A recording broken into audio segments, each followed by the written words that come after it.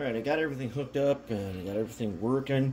I was a little concerned when I put this on programming track at first. This brand new DASR decoder, it did not read right. And I had to do some direct writing to get it to work. It seems like it's good to go right now. Now the problem is what I was talking about, this axle skidding problem. This thing will not stay on the track. It just won't. It cannot.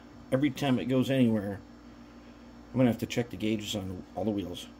So I gotta take it apart. Gotta take the trucks out again, and it just skids so much that it won't stay on the track anywhere. So what I'm gonna do, I'm gonna take it out. I'm gonna remount the middle socket so that wheel has much more play, and then I'm gonna shave off a little bit of the bottom of the frame, just a tiny bit, so that it can actually move. This thing, it just comes off the track too many times in too many places. It does make the 15-inch radius though with no problem. Bridge 15 is not a problem for this guy.